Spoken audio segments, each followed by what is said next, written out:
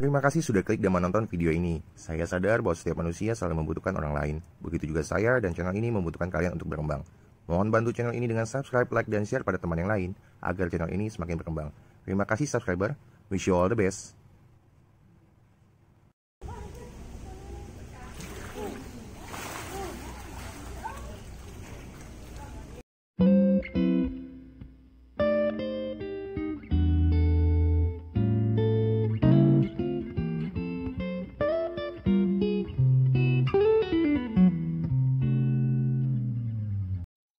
Halo semuanya, welcome to Bang John Channel. Di video kali ini Bang John akan ajak kalian jalan-jalan ke Museum Fauna Indonesia Komodo dan Taman Reptilia.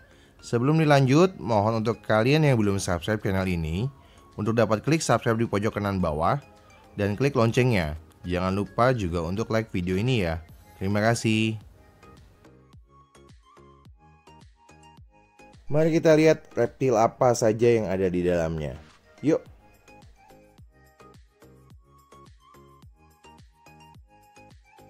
Pertama kali masuk kita akan disambut oleh kolam kura-kura Brazil atau red ear slider. Kura-kura Brazil ini adalah jenis kura-kura semi akuatik. Disebut semi akuatik karena kura-kura ini tetap membutuhkan daratan untuk mereka basking atau berjemur serta untuk mereka bertelur. Kura-kura Brazil termasuk pula jenis hewan karnivora. Adapun makanan mereka di alam adalah ikan kecil yang ada di sungai. Namun banyak keepers juga yang memberikan makan pelet ikan sebagai pakan alternatif. Pemberian pelet tentunya karena lebih murah dan juga sangat praktis.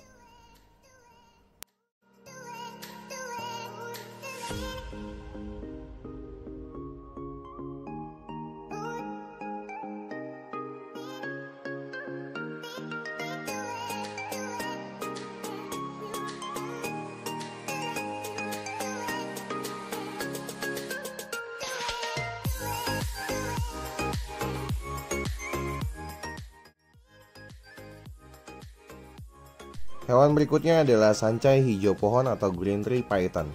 Pada usia bayi, sancai hijau ini mempunyai warna kuning terang atau warna merah bata dan akan berwarna hijau saat dewasa. Ekornya relatif panjang sekitar 14% dari total tubuhnya. Hewan berikutnya adalah sanca bodo atau Burmese python. Sanca ini umumnya beraktivitas di atas tanah dan di dalam air. Tetapi sanca ini pun kerap memanjat pohon untuk berburu ataupun untuk berjemur. Panjang maksimal dari sanca ini bisa mencapai 6 meter. Di alamnya, sanca ini sering memangsa tikus dan bisa juga memangsa babi dan rusa.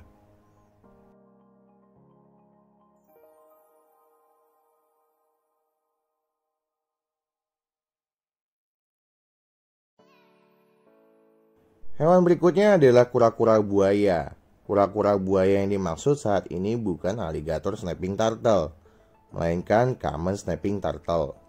Common snapping turtle adalah kura-kura semi akuatik terbesar kedua setelah alligator snapping turtle. Common snapping turtle cenderung lebih agresif dibandingkan alligator snapping turtle. Dan leher dari kura-kura ini bisa sangat panjang dan bisa berbelok ke belakang hampir dari setengah tubuhnya. Di depan kolam kura-kura tadi ada juga amphitheater yang biasa digunakan untuk memberi edukasi kepada pengunjung. Di depannya ada paludarium yang besar dan dihuni oleh labi-labi. Labi-labi adalah jenis kura-kura juga. Di beberapa tempat kura-kura ini disebut dengan bulus dan juga ada yang menyebut dengan kura-kura moncong babi. Kura-kura ini sangat unik dan berbeda dengan kura-kura yang lain. Keunikan dari kura-kura ini memiliki tempurung yang lunak, tidak seperti kura-kura pada umumnya.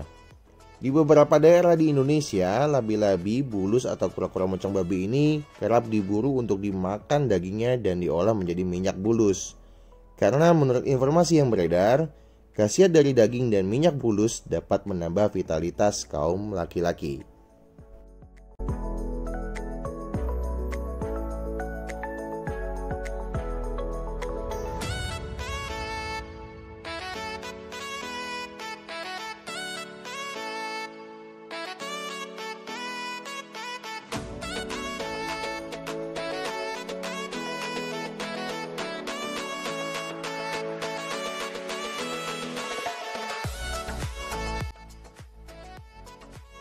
Hewan berikutnya adalah kadal lidah biru atau blue tongue skink. Karakteristik utama dari genus ini adalah sebuah lidah biru besar yang dapat dikeluarkan sebagai alat menggertak kepada musuhnya. Untuk makanannya dapat diberikan buah, serangga, maupun telur. Hewan ini adalah sanca bola atau ball python. Sanca bola ini sering banget dijadiin peliharaan. Kenapa demikian?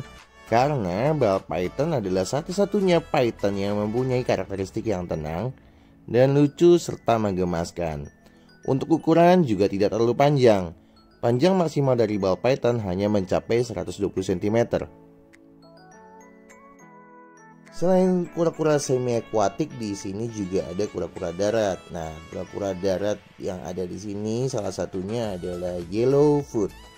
Yellowfoot sendiri mempunyai kerabat dekat yaitu cherryhead. Cherryhead dan yellowfoot hanya berbeda ukuran sedikit saja. Untuk makanan yellowfoot ini suka dengan buah-buahan dan sayur-sayuran. Nah, jika kalian ingin memelihara yellowfoot di rumah, ini adalah salah satu kura-kura yang cukup bandel untuk ketahanan fisiknya dan cocok banget dengan iklim yang ada di Indonesia. Selanjutnya kita menuju ke gua reptil atau reptile cave. Yuk kita lihat ada apa aja di tempat ini.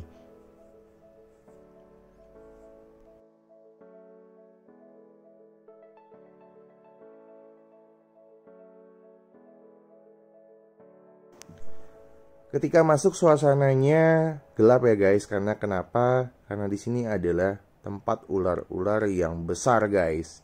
Nah, kenapa di set gelap? Agar ular-ular ini juga tidak stres. Dan di sini adalah sanca olive. Sanca olive ini mempunyai karakteristik warna gelap dan terang. Nah, ini kita bisa lihat tuh, sanca olive-nya sedang melilit ayam. Cara memangsa ular ini memang seperti itu guys, melilit mangsanya sampai mangsanya mati lalu baru memakannya. Sanca olive ini juga terkenal sangat panjang guys. Panjang maksimal dari sanca olive ini bisa mencapai 8 meter. Kalian bisa bayangin berapa orang yang dibutuhkan untuk mengangkat sanca olive ini. So pasti lebih dari 2 orang ya. Selain sanca olive juga ada ular boa nih guys. Ular boa ini sebenarnya bukan asli atau ular endemik dari Indonesia.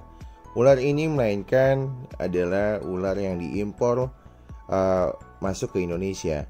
Nah, di Indonesia sekarang sudah banyak keepers yang memelihara ular ini. Kenapa? Karena ular ini cukup unik dan warnanya sangat menarik. Keunikan ular ini salah satunya ular ini berkembang biak secara ovovipar atau dia beranak bukan bertelur. Nah, jadi masa inkubasi telurnya itu ada di dalam perut ular ini. Jadi pada saat induk dari ular ini melahirkan sudah berbentuk bayi-bayi ular guys. Dan hewan berikutnya adalah sanca batik. Ya, sanca batik ini sebenarnya adalah ular yang biasa kalian temuin ya guys, atau yang biasa kita bisa lihat di sekitar rumah kita. Kenapa demikian? Karena sanca batik itu sebenarnya habitatnya memang ya dekat pemukiman penduduk. Hal itu dikarenakan karena habitat mereka sudah dijadikan beton-beton rumah guys. Selain itu juga ada buaya muara di sini atau buaya rawa ya. Nah, kalian yang datang ke tempat ini bisa merasakan mancing buaya nih guys. Hanya dengan membayar Rp10.000 saja kalian bisa merasakan bagaimana kekuatan tarikan buaya di genggaman kalian. Cukup murah dan ayo, siapa yang mau ikut?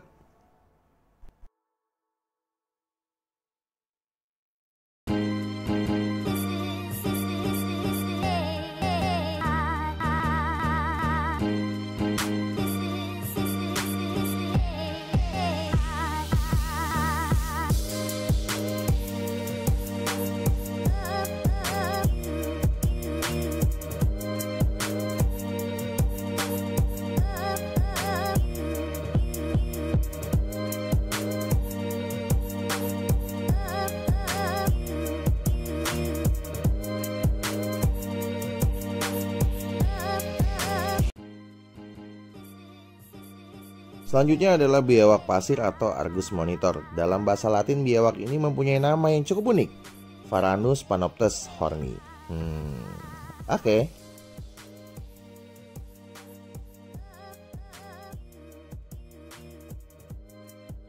Selanjutnya adalah soa layar. Soa layar merupakan kadal agami terbesar di dunia karena panjangnya dapat mencapai 1 meter, guys. Dan pada jantan di pangkal ekornya terdapat layar cukup tinggi seperti layar perahu. Nah, yang ini kayaknya betina, atau bisa jadi belum tumbuh layarnya. Masih di keluarga biawak, biawak yang satu ini adalah biawak kuning, guys, atau Varanus melinus. Makanannya adalah tikus, serangga, dan ikan. Lucu ya, ganteng banget nih. Ini adalah buaya muara, guys. Buaya muara yang sedang mangap. Ya iyalah, mangap. Ya, buaya muara ini banyak banget persebarannya di Indonesia, dari mulai Sabang sampai Merauke. Banyak banget buaya ini. Ya, hampir di setiap rawa di pulau-pulau di Indonesia ada buaya ini. Buaya ini juga mempunyai karakteristik beda-beda, guys. Ada yang cenderung hidupnya banyak di darat dan sedikit hidup di air. Ada juga yang sebaliknya. Dan buaya ini mempunyai karakteristik yang cukup ganas kalau di air dan cukup jinak kalau di darat. Berarti ini buaya air, bukan buaya darat.